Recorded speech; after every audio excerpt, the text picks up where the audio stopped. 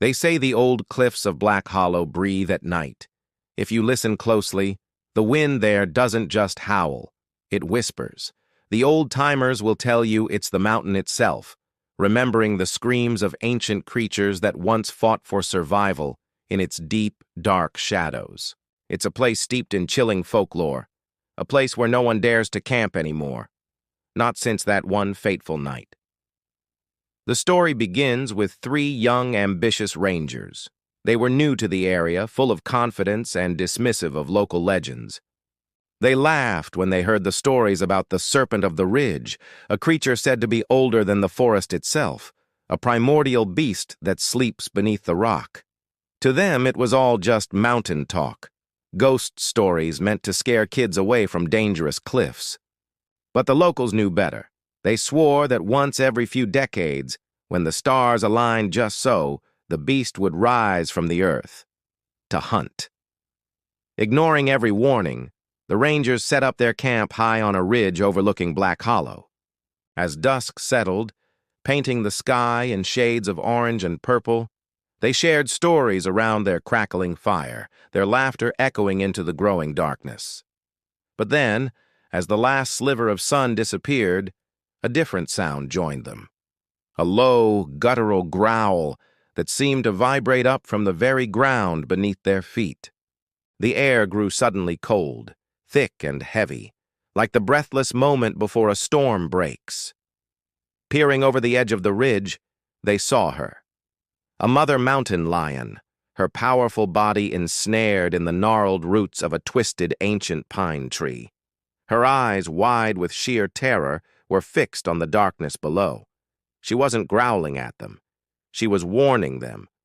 Following her terrified gaze, the Rangers watched as the earth began to move. It wasn't a landslide. It was something else, something alive. The dirt and rock shifted like waves on a dead calm sea. And then came the sound, a dry, rasping scrape that made their blood run cold. The unmistakable sound of scales dragging across stone. Slowly, deliberately, a monstrous form slid into the pale moonlight. It was a python, but like no python they had ever seen or imagined. It was longer than a truck, its girth thicker than an old-growth tree, its age etched into every scale. Its skin glistened like wet river stone, and its eyes burned with an ancient, malevolent gold. In that instant, an unnatural silence fell over Black Hollow. The wind died. The crickets stopped their chirping. It was as if the mountain itself was holding its breath. One of the Rangers, a brave man named Ben, tried to shout, to break the horrifying spell, but the sound died in his throat, a strangled gasp. The colossal serpent coiled its body around the trapped mountain lion, tightening its grip with a slow, crushing finality. The air was forced from her lungs in a wheezing gasp. From the ridge above, her terrified cubs cried out, their high-pitched screams of helplessness piercing the suffocating silence. That sound, the cry of her babies, broke through the Rangers' paralysis.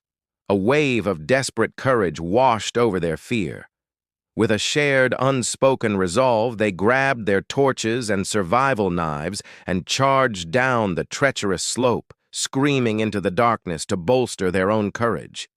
They reached the scene, a chaotic nightmare of shadow and flame. Flames from their torches licked at the serpent's massive body, and a strange, metallic smell like burning copper filled the air. The beast hissed, a sound so powerful, so deafening, it rattled their bones and seemed to shake the very foundations of the cliff.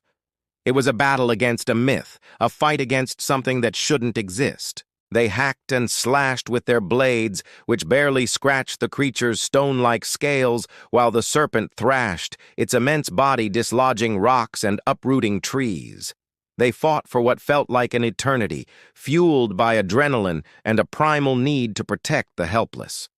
Finally, as the first hint of dawn began to bleed across the eastern sky, a strange thing happened. As the first rays of sunlight touched the serpent's body, it began to change. Its glistening scales hardened, the color draining away, until the entire monstrous creature had turned to solid stone. Exhausted and battered, the rangers rushed to the petrified beast and managed to free the mother lion. She was trembling, bruised, but alive. With a weak, grateful glance towards her saviors, she limped away into the morning mist, her cubs emerging from their hiding spot to follow close behind. The rangers, catching their breath, turned to look back at the incredible stone serpent. But it was gone, vanished. In its place was a deep, smoking crack in the earth, a chasm that pulsed faintly with a dull red heat, as if something deep below was still breathing, its heart still beating. They say that's why no one climbs Black Hollow after dark, because if you stand on that ridge on a moonless night and you listen very, very carefully, you might hear it again. The slow, patient drag of scales moving deep beneath the earth, and sometimes, carried on the wind, the soft, ghostly cry of a mountain lion. The serpent, they say, hasn't gone anywhere. It's just waiting for the next foolish soul to break its silence. Thanks for joining me on this journey into the dark corners of folklore. If you enjoy stories that make you question what's really out there in the shadows, be sure to hit that like button and subscribe for more tales from the edge of the map. Stay safe out there, and remember, always listen to the locals.